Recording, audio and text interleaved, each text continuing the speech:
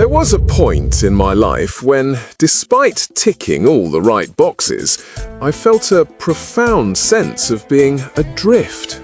So I went searching for answers, not in feel-good platitudes, but in the deepest, most challenging books I could find. Over a decade, that search led me through more than 1,000 non-fiction works. This video is the map I wish I had from the start. It's a distillation of the 33 most powerful books that didn't just give me answers, but gave me better questions. And I'm going to summarize the core insight from each one in under a minute. So let's fucking go. Before you can change your life, you have to understand and then upgrade the operating system that's running it, your own mind. Think of your brain as a computer. The books in this first section are its user manual. First up, Atomic Habits by James Clear. This is the scripting language for your daily actions. The core idea is that you don't rise to the level of your goals, you fall to the level of your systems. Meaningful change doesn't come from massive, heroic efforts. It comes from tiny, 1% improvements, compounded daily. The secret isn't willpower, it's building an environment where the good habits are the easiest ones to do. Next, we have The Expectation Effect by David Robson. This is your mind's default settings file. The book is a staggering look at the science of how your beliefs physically shape your reality. Studies show that if you believe a workout will be good for you, you get more physiological benefit from it. If you believe you're healing, you heal faster. This isn't magic, it's a self-fulfilling prophecy engine built into your biology. Your expectations aren't just thoughts, they are a form of reality creation. Then there's Mindset by Carol Dweck. This is the fundamental choice between running your mind on fixed-os or growth-os. A fixed mindset assumes your character, intelligence, and creative ability are static givens. A growth mindset thrives on challenge and sees failure not as evidence of unintelligence, but as a heartening springboard for growth. This one distinction is the single greatest predictor of success and fulfillment. Finally, the user manual for your dual-core processor, Thinking Fast and Slow by Daniel Kahneman. He explains that you have two systems of thought. System 1 is fast, intuitive, and emotional. System 2 is slow, deliberate, and logical. The vast majority of your life is run by System 1, and it's full of biases and errors. The superpower is learning to recognize when your gut is lying to you and consciously engaging the slow, methodical power of System 2 for the problems that actually matter. So you've upgraded your mental operating system. But a powerful mind is useless without a world to act upon.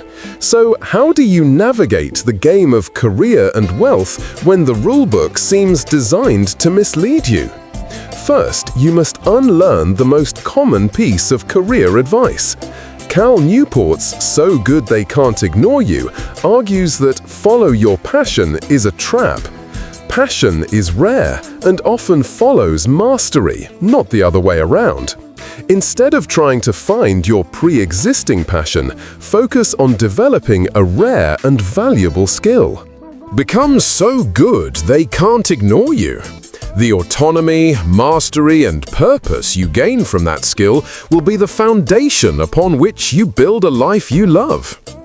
Then we need a warning. The Innovator's Dilemma by Clayton Christensen.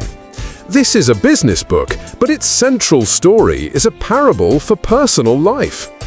Kodak invented the digital camera. They had the technology that would eventually dominate the world, but they were so invested in their old model, selling film, that they shelved the innovation that would have saved them. They were disrupted and destroyed by their own invention. The question isn't, what happened to Kodak? The question is, in what area of your life are you being Kodak right now? What life-changing opportunity are you ignoring because you're too comfortable with your old identity, your old habits? Now for money. Rich Dad, Poor Dad by Robert Kiyosaki. The core lesson is a simple but profound mindset shift. The poor and middle class acquire liabilities they think are assets, like a house they live in. They see money as something to be spent. The rich, by contrast, acquire assets, things that generate income. They see money as a tool to be invested for a return. They use their income to buy things that create more income. And finally, what's the point of money? Tim Ferriss's The 4-Hour Workweek redefines wealth. It's not about a massive bank account and retiring at 65. True wealth is time and freedom. The book is a tactical guide to using automation, delegation, and the 80-20 principle to escape the 9-to-5 grind and build a life of mini retirements and enriching experiences now, not in some distant future. So you've upgraded your mind, you're building real skills, you understand the money game. Why does it still feel like you're running through mud? Why does everything feel so hard? Because you're not crazy. You're living in the modern minefield. The world is actively working against your focus and sanity. First, Dopamine Nation by Dr. Anna Lembeke. She explains how modern life, the endless scroll on social media, the hyper-palatable junk food, the infinite streaming options, is a dopamine slot machine we carry in our pockets. We're living in a state of constant low-grade overstimulation. This floods our brain's reward pathways, leading to addiction, compulsion, and a persistent feeling of dissatisfaction. The antidote, she argues, is not more stimulation, but intentional abstention. A dopamine fast to reset your baseline and find joy in simpler, more challenging pursuits. Next, The Coddling of the American Mind by Jonathan Haidt and Greg Lukianoff. It argues that 3 terrible ideas have become common in American childhood: that what doesn't kill you makes you weaker, that you should always trust your feelings, and that life is a battle between good people and evil people. These trends, combined with helicopter parenting and a lack of free play, have created a generation that is more anxious, more fragile, and less equipped to handle the natural conflicts of life. And this fragility is playing out in a fractured world. The Revolt of the Public by Martin Gurri explains that social media has completely rewired politics. It's no longer a simple left versus right. The internet has empowered the public to dismantle old institutions and narratives, but it hasn't given them a tool to build anything new. So we're caught in a crossfire of perpetual outrage, a nihilistic war between the disorganized anti-establishment periphery and the bewildered center, with no clear solutions in sight. If everything in our world is designed to distract us, make us fragile, and tear us apart, it begs a much deeper question. What's the point of it all? In the face of this chaos, why even try? To answer that, we have to look our greatest fear right in the eye. This brings us to a 3-act play for finding meaning in a seemingly meaningless world. Act 1. The Terrifying Truth. This is The Denial of Death by Ernest Becker.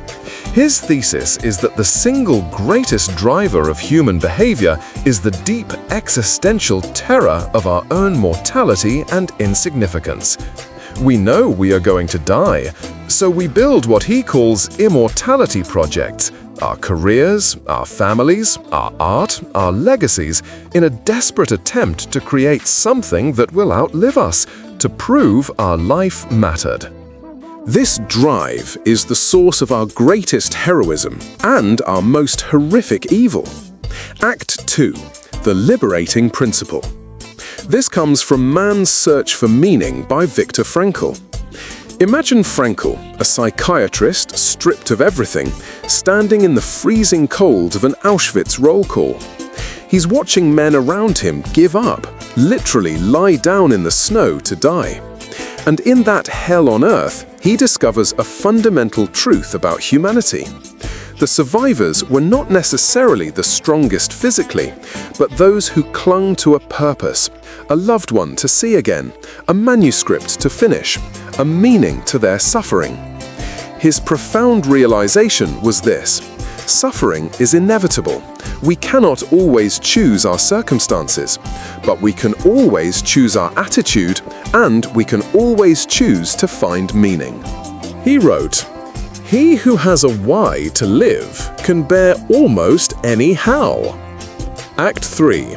The personal choice. This is where Søren Kierkegaard's Fear and Trembling comes in. If Becker tells us we are terrified of death, and Frankl tells us meaning is the antidote, Kierkegaard asks, how do we choose that meaning? He argues that ultimately, to give life meaning, we must choose to believe that something matters more than our own rational self-interest. This requires what he called a leap of faith, a radical commitment made in the face of uncertainty. Whether it's a leap toward a god, a mission, a moral principle, or a relationship, all deep commitment is, at its core, a religious act. It's choosing your why. Viktor Frankl found meaning in the darkest of places. What's the why that keeps you going? I'm genuinely curious to read your answers in the comments. Once you've wrestled with that ultimate why, you realize that for many of us, the most immediate source of meaning and of pain is found in one place: our relationships. And if your love life feels like a cycle of frustrating repeats, Getting the Love You Want by Harville Hendrix has the bombshell insight. The book argues that we unconsciously seek out partners who fit our childhood love map. We are drawn to people who, on some level, embody both the positive and negative traits of our primary caregivers. Why? Because the unconscious mind is trying to heal old wounds. You chose your partner because they are the perfect person to help you relive and hopefully resolve the emotional issues you couldn't resolve in childhood. Why? Think about it. If your parents were emotionally distant but showed love through providing material things, do you find yourself drawn to partners who are impressive and successful but struggle to connect emotionally? That's your love map at work, replaying a script you didn't even know you had. The book's genius is this: the purpose of a committed relationship isn't just happiness, it's to become conscious of this script and work together to finally heal those childhood wounds. This is complemented by the 7 Principles for Making a Marriage Work by John Gottman. After decades of studying couples in his Love Lab, Gottman can predict divorce with over 90% accuracy. His research reveals some counterintuitive truths. Happy couples don't resolve all their problems. In fact, 69% of marital problems are perpetual. What matters is not solving them, but learning to manage them with humor and affection. Fighting isn't the problem. It's the presence of contempt, criticism, defensiveness, and stonewalling that kills love. Ultimately, how you communicate is infinitely more important than what you communicate. So, we've rebuilt our minds, our careers, our search for meaning, and our understanding of love. What's left? The 2 practical things that underpin it all: the physical vessel you experience life in, and the resource that gives you freedom. Outlive by Dr. Peter Attia is your proactive guide to longevity. He introduces us to the 4 horsemen of the modern apocalypse: heart disease, cancer, neurodegenerative diseases like Alzheimer's, and type 2 diabetes. You will almost certainly die from one of these. Modern medicine is reactive. It's brilliant at treating these diseases once they've appeared. This book is about Medicine 3.0, a deeply personalized, preventative strategy focused on health span, not just lifespan. It's the blueprint for being your own health marshal to prevent the fire from ever starting. Next, The Psychology of Money by Morgan Housel. His core argument is that finance is taught as a math-based field, but in real life, it's a soft skill. Being good with money has little to do with how smart you are and a lot to do with how you behave. It's about managing your own fucked up psychology around greed, fear, and ego. And his most important point, the highest form of wealth isn't a number in an account. It's what can't be measured, the freedom to wake up every morning and say, I can do whatever I want today. And that brings us full circle to my own small contribution to this library, the subtle art of not giving a fuck. My argument is that in an age of abundance, the path to happiness is a negative one.